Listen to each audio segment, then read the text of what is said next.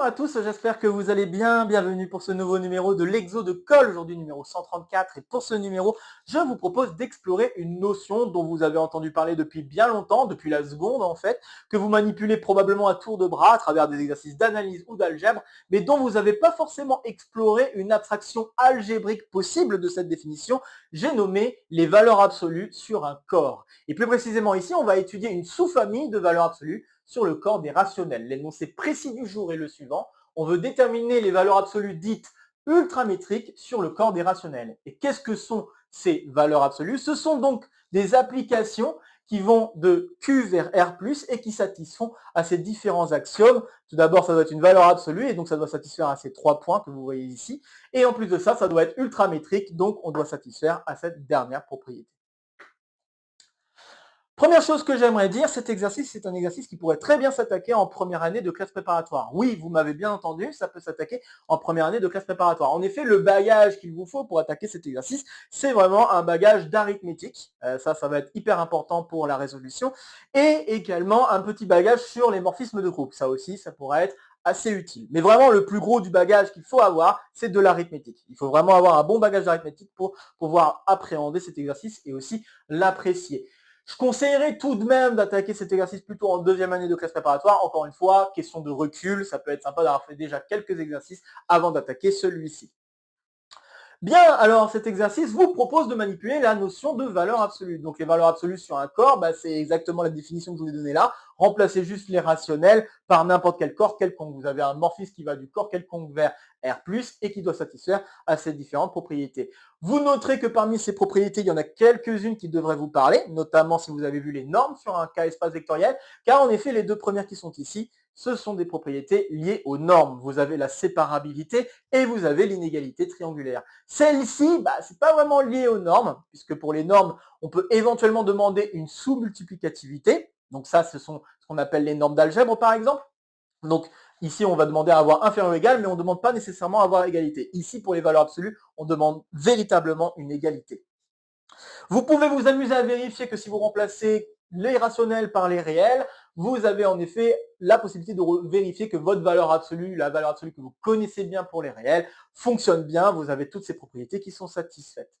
Et puis, vous pouvez aussi vous amuser à vérifier pour le module des nombres complexes. Donc, si à la place de mu, vous mettez module et à la place de q, vous mettez les complexes, vous pouvez vous amuser à vérifier que ces propriétés-là sont aussi satisfaites. Donc, voilà, c'est vraiment un moyen de généraliser la notion de ce qu'on entend par valeur absolue. Et il y a pas mal de petites questions qui peuvent se poser, notamment étudier quelles sont toutes les valeurs absolues qu'on pourrait définir sur un coordonné. Alors, c'est vrai qu'il y a une petite question quand même qui peut se poser maintenant, c'est est-ce que ce qu'on appelle la valeur absolue, c'est vraiment l'unique valeur absolue qu'on pourrait définir sur R? Je vous laisse la question ouverte pour le moment. Mais en tout cas, sachez que voilà, c'est vraiment une petite nuance que l'on peut apporter qui est vraiment assez bien étudiée en théorie des corps. Donc ça se fait très souvent de poser une valeur absolue sur un corps, essentiellement pour pouvoir déjà donner une topologie sur ce corps, puisque à partir du moment où vous donnez une valeur absolue, exactement comme quand vous donnez une norme, eh bien vous allez pouvoir définir un espace métrique, définir une distance, tout ça. Donc vous pouvez attribuer une topologie, vous pouvez vous amuser à regarder les topologies qui peuvent être équivalentes par rapport aux valeurs absolues qui sont en jeu. Bref, voilà, c'est quelque chose qui se fait assez naturellement en théorie des corps. Et en fait, ce résultat-là, le résultat en tout cas qu'on va établir, parce que là, il n'est pas écrit explicitement, mais le résultat qu'on va établir, ça va être une première partie d'un plus gros résultat. Ce gros résultat s'appelle le théorème d'Ostrowski. Et ce théorème, c'est un théorème qui vous dit quelles sont exactement toutes les valeurs absolues que vous pouvez définir sur les rationnels. Et ça, c'est un exercice que l'un d'entre vous m'a proposé en commentaire. Vous allez voir donc le commentaire s'afficher en bas de l'écran. Donc merci à toi de m'avoir proposé cet exercice et qui te reconnaîtra. Et donc moi j'ai proposé de couper cet exercice en deux parties. On va d'abord regarder les valeurs absolues ultramétriques et un peu plus tard, dans un futur exo de colle, on regardera les valeurs absolues tout court. Entre deux, il va falloir qu'on attaque un autre exercice qui est en soi assez indépendant de l'exercice que nous allons faire aujourd'hui, mais il va falloir attaquer un autre exercice entre-temps pour pouvoir mieux appréhender et attaquer l'exercice suivant. Donc ça va se faire en soi en 3 morceaux, mais la preuve de ce théorème va se faire donc en 2 morceaux. Donc ici, je vais noter grand 1 pour signifier qu'on est en train d'attaquer une première partie du théorème d'Ostrowski en étudiant les valeurs absolues ultramétrique, pardon. Bien, dernière chose que j'aimerais mentionner avant de me lancer dans la résolution de cet exercice, voire même d'abord de vous donner un plan de résolution, c'est de vous amuser à démontrer ces petites propriétés, vraiment rien que pour manipuler ce qu'est une valeur absolue, et donc là ici les valeurs absolues sur les rationnels. Vous pouvez vous amuser à démontrer ces petites propriétés qui sont pas difficiles à démontrer, vraiment, il suffit de jouer avec les axiomes qui sont posés pour les définitions que vous voyez ici. Par exemple, pour montrer que mu1 mu de 1 est égal à 1, vous vous amusez à utiliser la multiplicativité, donc ça veut dire que mu de 1 est égal à mu de 1 carré, donc soit mu de 1 vaut 0, soit mu de 1 vaut 1, et comme ça ne peut pas valoir 0 à cause de la séparabilité, vous allez conclure que mu de 1 est égal à 1. Et voilà, vous pouvez vous amuser à démontrer d'autres petites propriétés du même genre, c'est pas, encore une fois, c'est vraiment pas difficile à faire. Donc je vous laisse le soin de vous amuser à vérifier ces différentes propriétés. Donc là, cette question de division, ça marche aussi par rapport à la multiplicativité et les questions d'inverse sur le corps.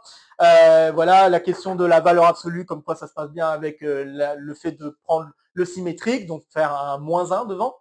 Et puis pareil, cette majoration qui va être assez évidente par récurrence à partir des inégalités triangulaires. Et ça va être un peu pareil pour le fait d'être ultramétrique. C'est une question, encore une fois, de récurrence en utilisant cette inégalité-là. Voilà. Donc là, je vous ai donné déjà une idée de résolution pour chacun. Je vous laisse vous amuser à le rédiger correctement. Je ne vais pas le faire ici. Moi, je vais me lancer directement dans cet exercice, bien que ces petites propriétés, parmi celles-ci, il y en a quelques-unes qui vont me servir. Ok, est-ce que j'ai autre chose à te dire? Non, donc je vais vous inviter dès maintenant à faire une pause sur la vidéo pour essayer de résoudre l'exercice avant que je ne vous donne d'abord un plan de résolution que je vais suivre ensuite pour vous donner une résolution complète de cet exercice. Ok, j'espère que vous aurez essayé un petit peu, que vous vous soyez un petit peu frotté à cet exercice, à sa difficulté, et également que vous ayez essayé de démontrer ces petites propriétés. Vraiment, j'insiste, si vous ne l'avez pas fait avant, faites-le, ça peut être vraiment sympa juste pour manipuler ce que sont les valeurs absolues. Je suis d'accord avec vous que quand on voit la définition, il y a des trucs qui vous font penser aux normes et tout ça, et vous vous dites, bon, les manipulations sont peut-être relativement la même chose, quoi. Mais bon, ça peut être quand même pas si mal de le faire, juste histoire de manipuler notamment la multiplicativité. Ok, maintenant ceci étant dit, lançons-nous dans le plan. Et donc, première chose à constater, c'est qu'il va y avoir une valeur absolue qui va être triviale, et je vais l'expliciter. Donc si je considère mu l'application qui va associer à R, soit 1 si R est non nul, 0 sinon, il faut vérifier que c'est une valeur absolue. Alors, et un seul et suffira, et une valeur absolue. Voilà, tout bête, mais c'est quand même une première propriété à satisfaire. Je vais peut-être l'appeler mu0. 2, maintenant on va supposer que mu est différent de mu0. Et j'affirme qu'on peut montrer alors il existe un unique nombre premier P tel que vous avez mu de P qui va être strictement petit que 1. Donc voilà, ça c'est une petite propriété qui va être une conséquence d'avoir pris mu différent de mu0. Je vous laisse encore une fois le soin de vous amuser à le démontrer. C'est pas hyper difficile. Alors déjà, il y a une question d'existence. En fait, il faut vraiment, comme d'habitude, décortiquer en deux temps. Premièrement, l'existence. Deuxièmement, l'unicité. Et vraiment, c'est que du jeu d'arithmétique qui va se cacher derrière cette chose-là. Donc vraiment, je vous invite à essayer de le faire par vous-même. Je ne vais pas encore donner trop d'indications dans cette partie-là. Troisième étape, on va s'intéresser à la valeur, à la valuation p-adique. Donc si p est un nombre premier, montrer qu'on peut étendre Vp, qui est censé être un morphisme de z croix avec la multiplication vers z+. Alors c'est au moins un morphisme de monoïde, ça ne peut pas être vraiment un morphisme de groupe, puisque là vous n'avez pas un groupe, qu'on se l'accorde, mais vous avez juste un morphisme qui fait correspondre la multiplication vers l'addition. Donc c'est une espèce de morphisme de monoïde si on veut.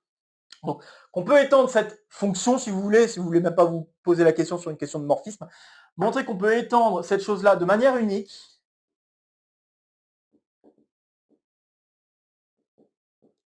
en un morphisme de groupe. Alors là c'est bien un morphisme de groupe, qui va aller de Q inversible croix vers Z avec la loi plus. Et je vais l'appeler VP également, juste pour pas me casser la tête. Très bien, donc voilà, ça c'est la deuxième propriété, l'autre propriété qu'on pourra démontrer, et c'est pour ça que je disais qu'il est bon d'avoir quelques connaissances sur les morphismes de groupe pour pouvoir attaquer cet exercice, parce que là est le point important sur les morphismes de groupe qu'il faut utiliser. Et puis donc, dernier point, j'affirme qu'avec tout ça, on peut conclure. Alors la conclusion, je vais être sympa, je vais vous la donner. La conclusion, ça va être la suivante. Il existe P un nombre premier tel que vous pouvez écrire... Alors il existe P un nombre premier et A un nombre qui est compris entre 0 et 1, tel que vous pouvez écrire pour n'importe quel rationnel. Hop là. Donc mu de R, ça va être égal à soit A à la puissance VP de R, si R est non nul, et sinon ça va être 0. Et ça, c'est ce qu'on appelle des valeurs absolues p-adiques. Absolues p-adiques. Donc ce qu'on va démontrer à la fin, en fait, c'est que toutes les valeurs absolues ultramétriques correspondent à des valeurs absolues dites p-adiques, pour un p nombre premier. Et bon, nous avons cette valeur absolue un peu particulière, triviale, qu'il faut aussi prendre en compte. Ça serait en fait plus ou moins le cas de figure où on prend n'importe quel nombre p premier et a égale 1, par exemple. Ça pourrait être ça. Bien, voilà, vous avez donc le plan complet que nous allons suivre pour la résolution d'aujourd'hui, et je vous invite dès maintenant à faire une pause sur la vidéo pour résoudre l'exercice par vous-même, maintenant que le plan, vous le voyez, avant que je ne dise quoi que ce soit d'autre. Ok, j'espère que vous aurez essayé. Alors, j'espère que vous serez de mon avis, et bon, j'attends pas forcément que vous soyez complètement d'accord, mais j'espère que vous le serez, parce que si vous ne l'êtes pas, c'est que c'est pas normal. Je pense que le premier point, c'est facile à démontrer. Donc je ne vais pas m'attarder très longtemps sur le premier point, je ne vais même rien écrire. Je pense que c'est assez évident de voir que ça, c'est bien une valeur absolue. Donc, hop, ça j'efface. Au revoir. Hop. Et attaquons déjà le deuxième point. Le deuxième point qui commence déjà à être assez intéressant. Donc là, le but du jeu, c'est maintenant on a notre valeur absolue qui est différente de la valeur absolue, entre guillemets, triviale. Et on veut démontrer qu'il existe un unique nombre premier tel que mu p est inférieur strict à 1.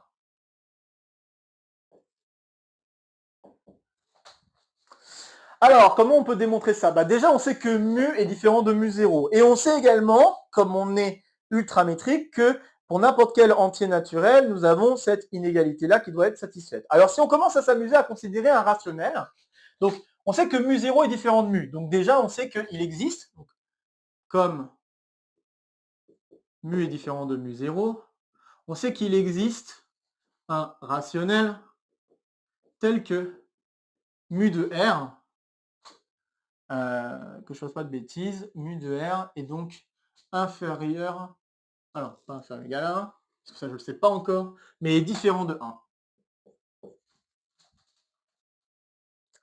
Donc je sais déjà ça pour un premier point déjà, ça peut être sympa. Alors après, qu'est-ce que je vais avoir? Je vais avoir aussi que mu de... donc si je m'amuse à décortiquer mon rationnel sous la forme de A sur B, donc soit A et B des entiers naturels, voilà, entier naturel, que l'on peut supposer non nul, parce que là, ici, je peux bien sûr supposer non nul, évidemment, parce que sinon, 0, évidemment, ça pose un problème. Et je peux aussi le supposer positif, ça aussi, parce que vous avez que mu de moins A, c'est égal à mu de A. Donc, je peux considérer ici A et B des entiers naturels non nuls, et alors j'ai mu de A, donc tel que R égale A sur B. Et j'ai alors mu de A sur mu de B, qui doit être différent de 1. Et donc dire ça, ça veut dire que mu de A est différent de mu de B.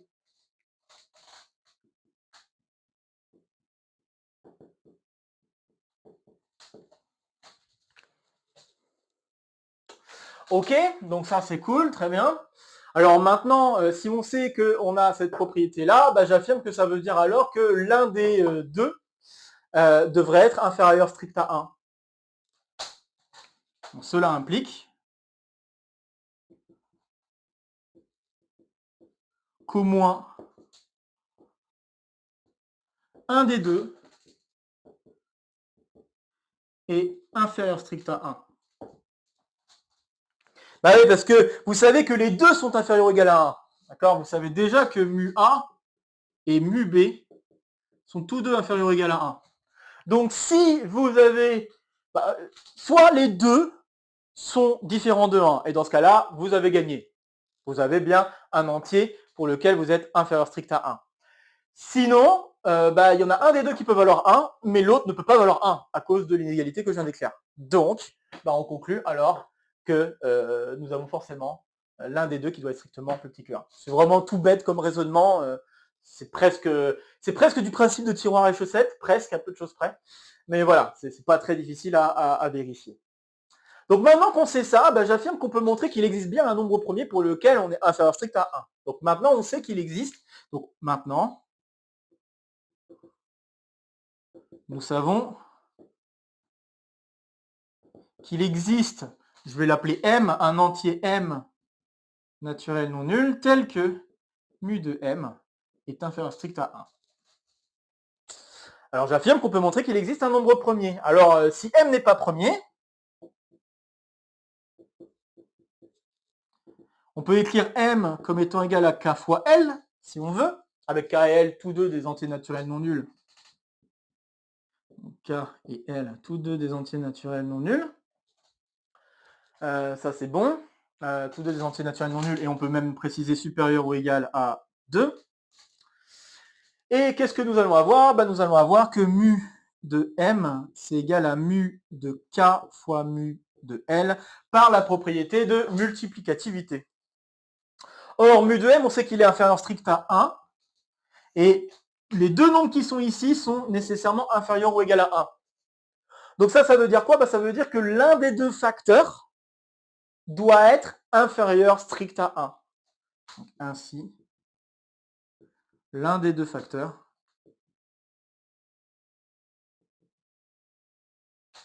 donc K ou L, donc mu K ou mu L plutôt, doit être strictement inférieur à 1. Parce que si les deux sont égaux à 1, bien sûr, ça voudrait dire que mu de M est égal à 1. Or, on a dit que mu de M est inférieur strict à 1. Ok, alors vous pouvez faire un raisonnement par récurrence forte. Maintenant que vous avez vu ça, vous pouvez faire un raisonnement par récurrence forte en disant à partir d'un certain rang, vous avez des entiers qui sont, enfin vous n'avez pas un nombre premier. Alors comment je veux alors c'est pas vraiment une récurrence forte, excusez-moi. Donc ouais, c'est pas vraiment une récurrence forte, mais ce qu'il faut faire, c'est maintenant que nous avons ça, vous pouvez vous amuser juste à décortiquer votre M. Je pense que c'est la meilleure chose à faire. Donc en ayant constaté ça, vous utilisez la décomposition en facteur premier de votre entier M. Donc vous écrivez M comme P1 puissance alpha 1, PL puissance alpha L, disons. Avec P1, PL des nombres premiers. Et donc si vous appliquez mu, eh bien vous avez alors mu de P1 à la puissance alpha 1, tac tac tac, jusqu'à mu de PL à la puissance alpha L, et vous voulez être strictement inférieur ou égal à 1. Or, chacun des mu PI est inférieur ou égal à 1, donc ça veut dire que si vous voulez que ce soit strictement inférieur à 1, il faut qu'au moins l'un des mu de PI doit être strictement inférieur à 1. Donc, entre 1 et L, tel que mu de PI est inférieur strict à 1. Sinon, ça voudrait dire encore une fois que mu de M serait égal à 1. Voilà.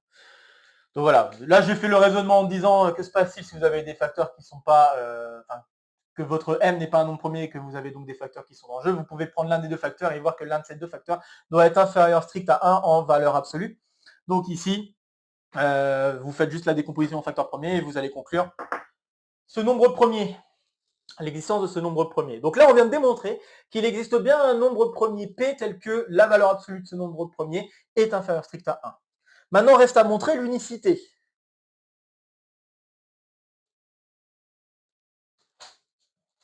Et vous allez voir que c'est assez rigolo à faire. Hop. Donc là, j'écris juste ce qu'on a. Là, pour l'instant, on a l'existence d'un nombre premier, tel que mu p est inférieur strict à 1. Maintenant, montrons l'unicité. Pour l'unicité, je vais considérer un autre nombre premier différent de p, et je vais supposer que ce mu de q est inférieur, donc je vais l'appeler q, et je vais dire que non, le mu de q est inférieur strict à 1. Donc, soit q un nombre premier, p différent de q, tel que mu de q est différent de 1. Donc si c'est différent de 1, c'est strictement inférieur à 1. Du coup, encore une fois, grâce aux propriétés d'ultramétricité, je ne sais pas si ça se dit comme ça, mais bref. Alors, un truc qu'il faut constater tout de suite, c'est que si vous vous amusez à regarder les puissances km de P et que vous faites tendre ces puissances vers l'infini, vous allez vous retrouver avec 0. Donc un truc à constater, je vais mettre ça sous la forme d'une note. Si je m'amuse à regarder mu de P à la puissance K et que je fais tendre K vers l'infini, par multiplicité, je sais que ça c'est mu de P à la puissance K, et mu de P étant inférieur strict à 1 et supérieur strict à 0, ou supérieur strict à 0 parce que ça peut être égal à 0, alors vous avez ce truc-là qui tend vers 0. Et c'est la même chose pour mu de Q à la puissance K. Et en fait, on va jouer avec ça, et en plus de ça, on va jouer avec une inégalité qu'on va pouvoir faire intervenir en utilisant le fait que P et Q sont des nombres premiers, donc premiers entre eux. Et un autre truc assez fort, c'est que quand on a des nombres premiers distincts, alors les puissances km de ces nombres premiers distincts sont aussi premiers entre eux. Donc, je l'écris. P étant différent de Q et P et Q sont tous deux premiers, ça implique que pour n'importe quel entier naturel, non nul, on a P puissance K et Q puissance K qui sont premiers entre eux. Donc là, j'ai écrit le PGCD de P puissance K et Q puissance K est égal à 1. Ça aussi, c'est quelque chose d'assez évident à constater. Et là, truc hyper rigolo, pour amener à une contradiction, ce qu'on va faire, c'est qu'on va se ramener au fait que mu de 1 est égal à 1. D'accord?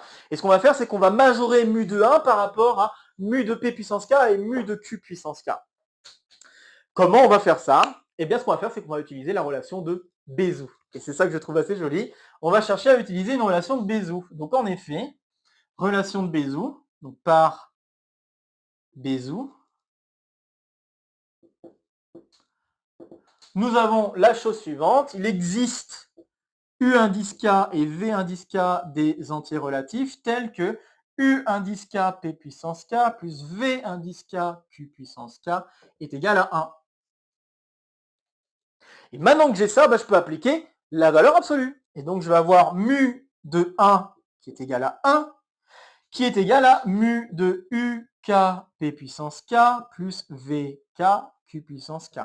Et maintenant, je vais m'amuser à utiliser les différentes choses que je sais sur la valeur absolue. D'une part, je sais que nous avons l'inégalité triangulaire, donc je vais l'utiliser. Après, je pourrais peut-être faire un petit peu autrement en utilisant le max.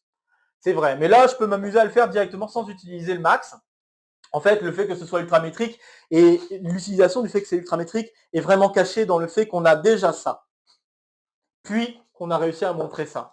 Enfin, l'existence d'un nombre premier inférieur à 1. Donc on a en soi déjà utilisé l'hypothèse ultramétrique. Ça ne veut pas forcément dire qu'on ne peut pas le réutiliser, mais ça pourrait signifier d'une certaine manière qu'il ne faudrait pas chercher forcément à réutiliser cette hypothèse. Ça peut être bien d'essayer d'utiliser les autres hypothèses de valeur absolue. Et pour l'instant, on n'a pas encore vraiment utilisé ces deux autres hypothèses.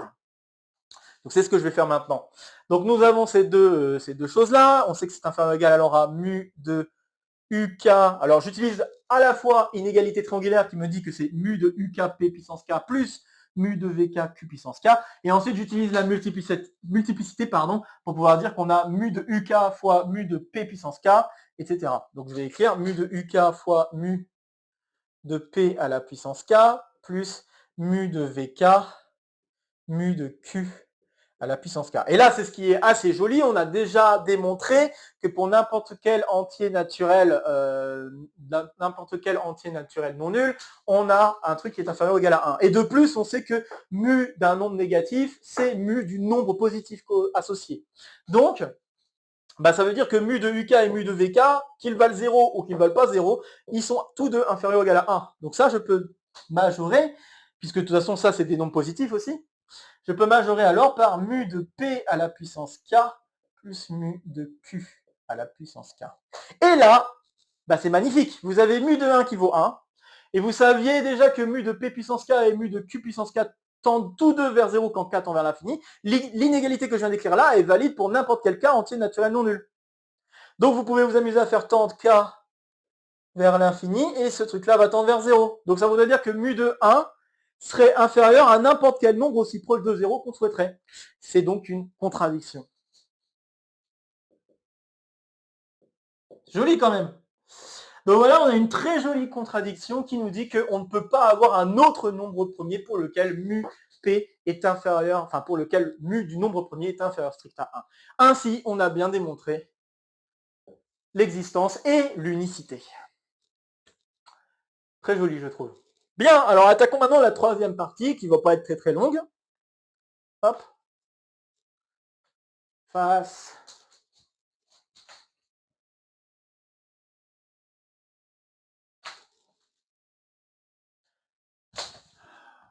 Hop.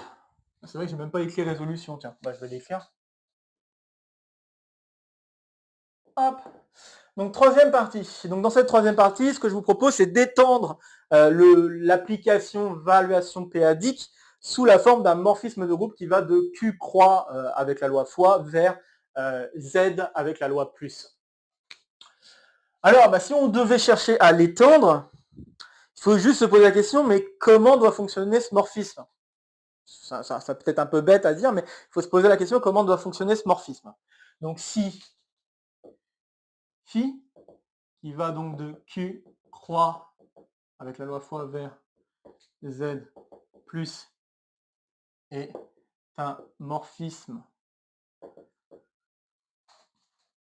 donc est un morphisme de groupe qui étend la valuation p-adique. Hop. Alors qu'est-ce qu'on va pouvoir dire? Ce qu'on va pouvoir dire, c'est que phi de n'importe quel entier, ça doit être la valuation p-adique. Donc pour tout, disons z dans grand Z, phi de z, c'est la valuation p-adique. Alors non nulle, hein, bien sûr. Phi de z, c'est vp de z. Et vous voulez vraiment un morphisme de groupe. Donc si vous voulez un morphisme de groupe par rapport à la loi fois, il faut que ça se comporte bien vis-à-vis de l'inverse. Et si on veut que ça se comporte bien vis-à-vis de l'inverse, eh bien on a aussi que phi de 1, ça doit être égal à 0. Donc c'est valuation de 0, valuation p-adique de 1 qui vaut 0, hein, puisque bon bien sûr il n'y a pas 1 dans la valuation p-adique de. Enfin, il n'y a pas de puissance de p dans la valuation p-adique de 1, sauf puissance 0. Et donc, phi de 1, si vous vous amusez à faire z sur z, vous avez alors phi de z sur z, je vais l'écrire, donc phi de z sur z. Et donc, vous avez en fait finalement phi de z plus phi de 1 sur z. Et ça voudrait dire quoi? Ça voudrait dire alors que une telle valuation, donc ça, vous savez déjà que c'est la valuation p-adique de z, et vous voulez que ce truc-là soit égal à 0, donc ça veut dire alors que phi de 1 sur z, donc de l'inverse d'un entier, ça doit être moins la valuation p-adique de l'entier en question. Et maintenant que j'ai dit ça, je pense que vous pouvez deviner quelle définition je peux poser pour phi par rapport à un rationnel. Donc si je prends R un rationnel, encore une fois non nul, je peux considérer alors A un entier relatif, B un entier naturel non nul, et je peux dire alors, eh bien phi de R, qui n'est rien d'autre que phi de A sur B, en utilisant ce que j'ai fait tantôt, donc là ça veut dire que ça va faire phi de A plus phi de 1 sur B, et phi de 1 sur B, je sais que c'est moins Vp de B, donc je vais me retrouver alors avec Vp de A moins Vp de B. Donc là, ce que je viens de démontrer, c'est que si on a bien un morphisme de groupe qui étend la valuation p-adique, ce morphisme de groupe doit envoyer le rationnel ici en une soustraction de valuation p-adique par rapport à une écriture sous la forme d'un rationnel. Maintenant, la question qui se pose, c'est est-ce que cette extension Donc là, on vient de démontrer que si elle existe, elle est unique. Maintenant, la seule chose qu'il faut satisfaire, c'est, on vérifier, c'est est-ce que ce truc-là définit bien un morphisme de groupe. Donc, maintenant qu'on a fait ça, j'efface. Et je veux montrer, est-ce que ça définit bien un morphisme de groupe. Donc maintenant, si on considère phi défini par donc VP de R égale, enfin VP, phi de R est égal à VP de A moins VP de B si R égale A sur B. Est-ce que ça définit bien un morphisme de groupe? Montrer que phi est un morphisme de groupe.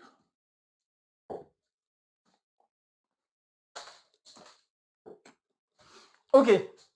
Alors là, il y a plusieurs choses qu'il faut quand même satisfaire parce que ça se voit peut-être pas directement quand on voit ce que je demande ici. Mais alors le fait que ce soit un morphisme de groupe, c'est pas si difficile à vérifier. Vous pouvez vous amuser à vérifier en effet que phi de 1, bah a priori il n'y a pas de difficulté. 1 sur 1, on pourrait se dire bah ça marche, ça fait 0, donc tout va bien. Et ensuite on pourrait s'amuser à vérifier que si je fais phi de R fois R', là, ça va bien faire phi de R plus phi de R'. Tout simplement grâce aux propriétés de valuation péadique.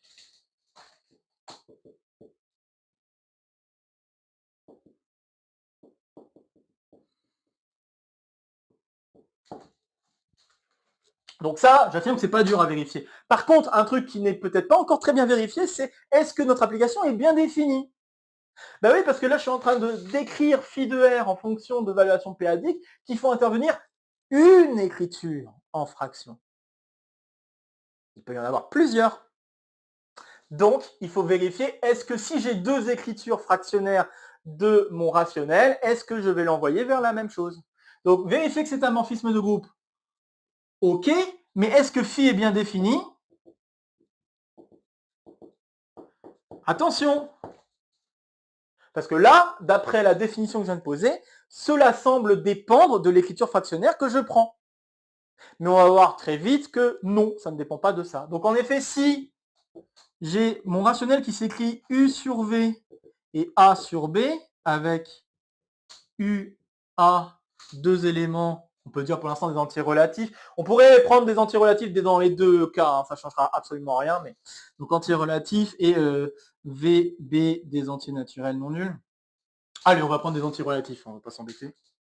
Hop, tac, donc V, B des entiers relatifs non nuls. Donc si je prends ça, qu'est-ce qu'on va pouvoir dire sur tout ça? Donc bien sûr, U et A sont aussi des entiers non nuls, c'est vrai que j'ai oublié de le préciser, parce que le rationnel est non nul, hein. Bien sûr. Ça a quand même son importance. Alors, est-ce que phi de cette fraction est égal à phi de cette fraction? Donc pour le vérifier, ben, on sait qu'on a égalité entre ces deux fractions et on va se ramener à des entiers. Donc c'est-à-dire que cette égalité nous ramène à U fois B qui est égal à V fois A, et là on a des entiers. Et là on peut appliquer l'évaluation péadique. Donc là ça veut dire qu'on a valuation péadique de U fois B qui doit être égale à valuation péadique de V fois A. Ça, bah, ça peut se réécrire sous la forme de somme. Donc en fait, on a valuation péadique de U plus valuation péadique de B qui est égal à valuation péadique de V, de B, pardon, de V ensuite, plus valuation péadique de A. Et je vais maintenant modifier l'écriture pour me ramener à des calculs que j'ai définis ici, donc phi de R. Donc là, si je modifie un tout petit peu, je peux écrire qu'on a valuation péadique de U moins valuation péadique de V qui est égal à valuation péadique de A moins valuation péadique de B. Et qu'est-ce que je viens de démontrer? Je viens de démontrer que peu importe l'écriture fractionnaire qu'on va prendre, eh bien, la valeur que j'ai définie comme étant phi de R ne dépend pas de l'écriture fractionnaire. Ainsi, phi de R ne dépend pas de l'écriture fractionnaire. Ce qui veut dire alors que l'application phi est bien définie. Et c'est ça que peut-être les gens ont un peu de mal avec ça, mais quand on commence à définir un morphisme sur des groupes ou même sur des quotients de groupe, et qu'on pose la question est-ce que le morphisme est bien défini, généralement c'est ça le genre de problème qui peut se poser. Il peut se poser que quand on commence à vouloir identifier peut-être des classes d'équivalence, car c'est là en fait ce qu'on est en train de faire, on est en train de identifier des classes d'équivalence concernant l'écriture fractionnaire d'un nombre. Hein. Donc les classes d'équivalence, ça serait de dire que la paire UV est en équivalence avec AB si la fraction U sur V est égale à la fraction A sur B. Voilà. La question qui se pose, c'est est-ce que la fonction que je suis en train de définir va dépendre de cette écriture fractionnaire? Est-ce que j'ai le droit de définir l'image d'un rationnel comme je viens de le définir ici? Et ça, a priori, c'est peut-être pas si évident à vérifier. Vous pouvez vous amuser à le faire, peut-être pour d'autres applications légèrement différentes de celle-ci. Vous pourriez vous vérifier qu'il n'est pas impossible de construire des choses qui peuvent dépendre de l'écriture fractionnaire. Or, moi, là, je veux une application qui ne dépend pas de l'écriture fractionnaire, parce que là, je veux une définition donnée pour n'importe quel rationnel. Et je ne veux pas que ça envoie sur différentes valeurs. C'est une fonction, c'est censé être une fonction. Donc, en tant que fonction, je dois envoyer une valeur vers une autre valeur. Donc, autrement dit, la classe du rationnel qui est ici, vers un nombre bien fixé et pas différentes valeurs possibles. Bref, donc voilà, je viens de vérifier que phi est bien défini. Et pour vérifier que c'est un morphisme de groupe, je ne l'écris pas, mais c'est assez évident par rapport à ce qu'on a fait juste avant. Donc, je vous laisse maintenant vous amuser à conclure qu'en effet, nous avons bien un unique morphisme de groupe qui étend notre évaluation péadique. Donc, on va pouvoir se lancer dans la dernière partie et conclure qu'en effet, les valeurs absolues ultramétriques sont exactement les valeurs absolues péadiques. Donc, je rappelle qu'il faut montrer alors qu'il existe P un nombre premier et A un nombre compris entre 0 et 1, tel que on doit pouvoir écrire que mu de R, c'est égal à mu de donc A puissance VP de R, si R est non nul, et sinon ça fait 0. Bon alors, qui va jouer le rôle de A? Ça devrait presque vous sauter aux yeux, ça va être mu de P, d'accord? Donc on sait déjà qu'il existe en effet un unique nombre premier P, tel que mu de P est inférieur strict à 1, et c'est lui qui va certainement jouer le rôle de A. Alors maintenant qu'on a vu qui joue le rôle de A, eh bien on peut s'amuser à considérer notre rationnel et voir un petit peu comment on pourrait écrire l'image de ce rationnel en fonction de ces mu de P. Donc grâce à ce qu'on vient de faire là, on sait que les autres mu d'un nombre premier sont égales à 1. Donc pour tout Q, nombre premier, Q différent de P, mu de Q est égal à 1. Et donc maintenant, eh bien, si je prends un rationnel, donc soit R, un rationnel non nul, bien sûr. S'il est nul, je sais déjà que c'est 0 parce que c'est la propriété d'être une valeur absolue. Je n'ai pas trop de choix. Maintenant, si je prends un élément non nul, cet élément non nul, je peux l'écrire de manière unique, de la manière suivante. Je peux l'écrire sous la forme epsilon fois, donc epsilon fois P à une certaine puissance, donc Vp de R, et ensuite fois le produit de Q nombre premier, Q différent de P, de valuation Q-adique de R. Alors ça, c'est une conséquence très directe de la décomposition en facteur premier des entiers. Conséquence directe de la décomposition des entiers. En effet, n'importe quel entier, vous pouvez le décomposer de cette manière-là. Vous décomposez le numérateur, le dénominateur, vous simplifiez et vous allez vous retrouver avec les VP de R qui vont se trouver dans les exposants des différents nombres premiers qui sont en jeu. Ce produit-là, bien sûr, n'est pas infini, puisque, encore une fois, il y a des questions de facteurs premiers qui doivent apparaître, donc vos entiers au numérateur et dénominateur, vous savez que le support est fini, donc automatiquement ce produit-là peut s'écrire sous la forme d'un produit fini, il n'y a pas de problème. Très bien. Et donc maintenant, si vous vous amusez à calculer mu de cette chose, alors j'ai oublié de préciser que epsilon est une valeur quand même qui vaut soit 1 ou moins 1. On va quand même le préciser. Et donc si vous vous amusez à calculer mu de R, Eh bien, je pense que c'est assez direct. Bah, vous avez la multiplicativité qui vous dit que c'est mu de moins 1 ou de 1, mais mu de moins 1 ou de 1, c'est mu de 1, donc ça fait 1. Vous savez que mu de Q, bah, ça fait 1 aussi, quand Q est différent de P, donc ça aussi, ça va dégager. Tout ce qui reste, c'est mu de P à la puissance Vp de R. Et donc, bah, ça, c'est exactement A à la puissance Vp de R. Et voilà. Et donc, bah, je viens de montrer que, en effet, mu de n'importe quel rationnel s'écrit bien sous cette forme. Alors, est-ce que l'on peut maintenant conclure? Bah, pour vraiment totalement conclure, il faut quand même s'assurer que toutes les autres propriétés sont satisfaites. Donc là, on n'a fait que de l'analyse, reste à faire en quelque sorte une synthèse. Alors, on va tenter de la faire. Donc, tac.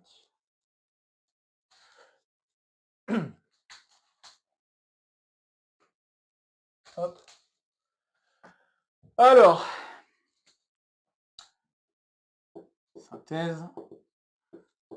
Donc maintenant, si j'ai une valeur absolue qui vérifie cette propriété-là, je veux, donc qui est définie comme ça, je veux vérifier que c'est bien une valeur absolue et je veux vérifier que c'est bien ultramétrique. Alors, pour vérifier que c'est bien une valeur absolue, alors peut-être le plus simple, ça serait déjà montrer que c'est ultramétrique. Je pense que ça, c'est pas trop difficile. Bon, valeur absolue, c'est pas très difficile non plus, hein. Donc, mu valeur absolue. Donc, premier point, la séparabilité, elle n'est pas difficile. Puisque si vous avez mu de R qui est égal à 0, bah, vous voyez très bien par rapport à la définition que si R est non nul, ce truc-là est non nul, hein. Ça vaut 1 ou une puissance non nulle de A, et donc par conséquent, bah, comme A était une valeur entre 0 et 1, ça se termine très très vite. Donc ça, c'est OK. Je suis en train de réfléchir. Normalement, c'est bon. OK. Donc ça, en effet, ça implique que R est égal à 0. Ça, il n'y a pas de problème. Et bien sûr, la réciproque est évidente. La multiplicativité, bah, ça aussi, ça doit être assez évident. Donc si je m'amuse à regarder mu de R fois Q, je vois que ça, c'est la même chose que A à la puissance. Donc là, je fais le cas R fois S plutôt. Avec R et S des rationnels non nuls. Je fais ce cas-là parce que s'il y en a un des deux qui est nul, bah, je peux me ramener à 0 et ça va très vite. Donc ça va faire A à la puissance VP de RS. Et ça fait A à la puissance VP de R plus VP de S. Et donc on est content, ça nous donne bien A à la puissance VP de R fois A à la puissance VP de S. Et donc, c'est bien mu de R fois mu de S.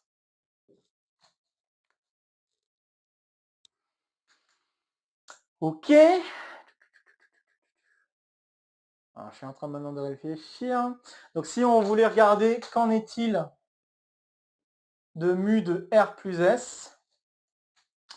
Donc mu de R plus S, ça veut dire que je dois regarder A à la puissance, la valuation péadique de A plus S, enfin de R plus S.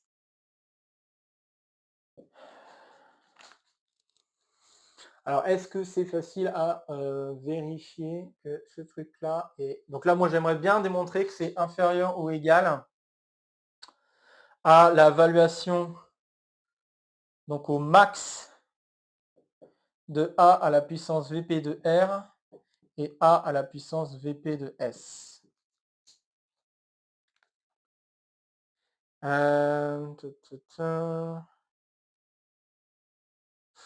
Alors, ouais, donc ce qu'on peut faire, je pense que le truc le plus simple qu'on peut faire, c'est, en fait, il faut jouer sur quelle est la valuation péadique de R et quelle est la valuation péadique de S. Donc, selon ces valuations péadiques, on va se rendre compte que la valuation péadique du nombre qu'on va obtenir, ça va forcément être, donc ça, c'est ça que je vais écrire. Donc, on peut montrer que la valuation péadique de R plus S, elle est... alors, qu'est-ce que je veux? Elle est... Je suis en train de réfléchir à qu'est-ce que je veux bien écrire pour ne pas faire de bêtises. Elle est inférieure ou supérieure? Je pense supérieure. Est-ce que c'est supérieur que je veux? Oui, ça doit être supérieur, parce que si c'est supérieur, ça va mettre A, le A étant entre 0 et 1, ça va être décroissant. Donc oui, c'est ça, je pense que c'est ça. Donc je vais montrer que ça, c'est supérieur ou égal à min de valuation péadique de R Valuation périodique de S. Voilà, je pense que ça, je peux le faire. Et pour le démontrer, bon, vous pouvez le faire d'abord sur les entiers, et après, une fois que vous avez sur les entiers, bah, vous avez sur les rationnels de manière assez évidente. Donc, si vous le démontrez sur les entiers, donc si vous avez n, si vous savez que la valuation périodique de n, c'est égal à k, et que la valuation périodique de m, c'est égal à l, et on va supposer ici que k est plus grand ou égal à l. Ok, donc si je regarde ça, alors bah, je vais avoir en fait que mon n, ça va s'écrire p puissance k fois, je sais pas, disons s, et que, alors s c'est peut-être pas un bon choix, n', et puis m c'est p puissance l fois m'. Donc je sais que k est supérieur ou égal à l, donc quand je vais additionner n plus m, je vais avoir un p puissance l que je peux mettre en facteur, et ensuite je vais avoir un p puissance k moins L, je crois, N', plus ensuite, que je fasse pas de bêtises non plus, plus N'. Donc ceci est un entier, bien sûr. Et là, bah, P puissance L, vous avez en fait le minimum entre les deux. Donc en effet, vous avez que la valuation périodique de N plus M, c'est en effet supérieur ou égal au min de VP, enfin au min de KL, quoi. Donc là, ici, supérieur ou égal à L. Voilà. Donc ça, je vous ai fait la démonstration pour les entiers. On peut bien sûr refaire la démonstration pour les rationnels et rien de difficile. Vous faites la même chose en prenant des rationnels à la place. Et après, ça va tout seul. Donc maintenant que j'ai ça, eh bien, en appliquant le A puissance correspondant, je devrais pouvoir m'en sortir. Donc comme A est une valeur entre 0 et 1, je sais que l'application qui a x associe A puissance x pour x positif, hein, donc sur x réel positif non nul. Ça pourrait être nul, je suis en train de me demander. Oui, ça peut être, on s'en fout, c'est sur les réels, hein. On peut mettre sur les réels. Donc x sur les réels, eh bien ça c'est décroissant. Donc comme c'est décroissante, alors je vais pouvoir écrire la chose suivante. On a donc a à la puissance vp de r plus s qui est inférieur ou égal à a à la puissance min de vp de r VP de S. Et quand vous voulez appliquer une application, enfin mettre une application décroissante sur un truc qui est avec un min ici, eh bien vous allez pouvoir le changer en un max de la fonction appliquée sur les éléments du min. Donc ceci c'est la même chose que le max de A puissance VP de R A puissance VP de S. Et voilà, je viens de démontrer. Donc c'était le truc un peu plus difficile, j'avais un peu d'appréhension, c'est pour ça que je me demandais si j'allais... Ah, je n'ai pas démontré le fait que c'était inégalité triangulaire là en fait. Ouais, mais une fois que j'ai ça, j'ai gagné en fait. Donc oui, donc c'est bon. Donc là, j'ai ultramétrique. Donc ça, c'est bon, je suis content. Et pour avoir l'inégalité triangulaire, donc j'ai même pas montré l'inégalité triangulaire. Bon, tout va bien, c'est pas grave. J'ai démontré que c'était ultramétrique. Donc c'est bien, super, c'est cool. Donc je viens de démontrer que c'est ultramétrique. Et maintenant que je sais que c'est ultramétrique, je peux montrer que ça satisfait à l'inégalité triangulaire. Donc ça, c'est bon, ultramétrique. Donc ça, c'était le point 2 finalement. Je viens de vérifier. Et maintenant, si je vais vérifier le troisième point de valeur absolue, eh bien je sais que mu de R plus S est inférieur ou égal au max de mu de R, mu de S. Mais ce max est clairement inférieur à mu de R plus mu de S, puisque le max est égal à l'un des deux termes de cette somme. Et les deux termes de cette somme sont tous deux positifs. Donc, bah, en effet, j'ai bien cette inégalité-là qui découle très rapidement du fait que j'ai le max. Donc, en fait, le mieux, c'est plutôt, au lieu de démontrer l'inégalité, c'est bien ce qui me semblait, j'avais un doute, mais il fallait que je démontre d'abord que c'était ultramétrique avant de démontrer l'inégalité triangulaire, parce que l'ultramétrisme implique l'inégalité triangulaire. Et ça, je ne sais pas si vous l'aviez vu avant, mais si vous ne l'avez pas vu avant, ça aurait été bien de le voir avant, parce que ça aide un petit peu à voir que, en fait, j'aurais très bien pu juste vous dire ça, et ça, on pouvait ne pas forcément le prendre en compte. Mais je voulais vraiment les écrire parce que ça, c'est quand même important pour savoir ce qu'est une valeur absolue. Et donc voilà, j'ai terminé la synthèse. Je viens de vérifier que ces applications-là sont bien toutes des valeurs absolues ultramétriques de Q. Donc, conclusion, toutes les valeurs absolues ultramétriques de Q sont de la forme suivante, ou alors, mu0, l'application que j'ai donnée tantôt quand même, je vais le rappeler, soit 1 si R est différent de 0, ou 0 sinon. Et voilà la conclusion de l'exercice. Donc voilà, j'espère que vous avez pu apprécier cet exercice qui était quand même pas si facile. Hein. J'espère quand même que, bon, ça devait être presque assez clair en voyant l'énoncé, mais j'espère aussi que vous avez pu voir que c'était pas si inatteignable que ça. Il y avait vraiment que des appels à des propriétés assez classiques de première année de classe préparatoire. Cette question d'utiliser Bézout, d'utiliser juste des majorations d'inégalité par rapport à 1 et des produits donc, qui permettent d'avancer un petit peu dans la chose. Donc il y a eu Bézout, il y a eu un petit peu d'arithmétique parce qu'il y a eu besoin de la décomposition en facteur premier des entiers qui donne une décomposition en facteur premier en fait finalement de n'importe quel rationnel. Il y a eu besoin de faire appel au morphisme de groupe et donc notamment de voir que la valuation périodique s'étend de manière unique en un morphisme de groupe sur les rationnels, donc des rationnels non nuls vers Z.